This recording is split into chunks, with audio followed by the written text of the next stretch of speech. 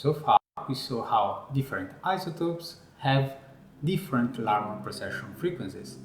But this is not the main purpose of NMR. In fact, it aims to distinguish the small variation in frequencies of the same isotope in different parts of the molecule. Let's go back to our gyroscope for a moment. When I present this model, I consider only the angular frequency of the gyroscope and the strength of the Earth magnetic field. As usual, I haven't considered a small but omnipresent contribution, the drag from the air. In theory, considering all the other parameters constant, I could tell the air pressure just measuring the precession frequencies of this object. Of course, these are going to be minuscule variation, but that's exactly the point. Nuclei don't have air, but they are surrounded by electrons, and their presence can alter slightly the Larmor precession frequency. The correction to the formula is called shielding constant. It is represented by a sigma and is in the order of 10 to the minus 6. I told you it was small. The name is due to the electron. They also are affected by the Zeeman effect, and their polarization can alter the perceived magnetic field by the nucleus, shielding the isotope from its effect. NMR has an enormous uniformity problem. Different magnetic fields have different Larmor precession frequencies, and even two identical magnets cannot hold a perfect identical magnetic field till the sixth figure. Therefore, in NMR we are not talking about frequencies, but we work with chemical shift. It is calculated by the difference between the measured frequency and a reference frequency acquired at that magnetic field, and everything is divided by this reference frequency. The result is a dimensional and of the order of 10 to the minus 6. That's why the unit of the chemical shift is part per million, ppm.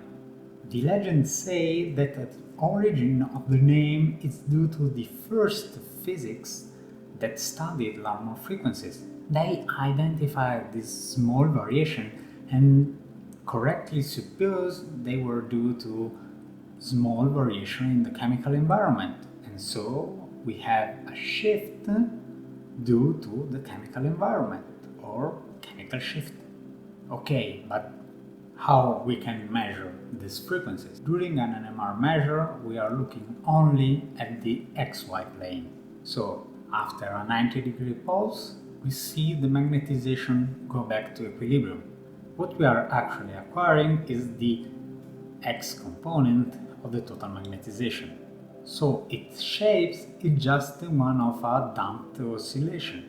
In fact, the magnetization is more or less rotating at the Larmor frequencies, but in the meanwhile the single spin are just dephasing, each one going at its specific frequency. This acquired signal is called free induction decay, or FID. The FID contains all the information we needed, but they are not easily accessible because we are just looking at all these small differences in frequencies at the same time. We use the Fourier transform to identify the different frequencies that create the FID. So identifying the different surrounding that our isotope is experiencing, but we see also how much of that frequency contributes to the FID, allowing us to quantify that specific surroundings. So NMR is not only qualitatively analyzing the molecule, but also quantitatively analyzing it. Well, it's not valid for all NMR experiments, but it's quite common. So this is it. NMR is a powerful measure that puts spin-active isotopes inside a magnetic field where their spin degeneracies are resolved thanks to the Zeeman effect. Then it perturbs these spins and see how they go back to equilibriums, analyzing what is happening to the magnetization in the XY plane. This signal is then analyzed with the Fourier transform to identify the single frequencies that make it, allowing us to identify the different chemical surroundings perceived by the isotope inside the molecule.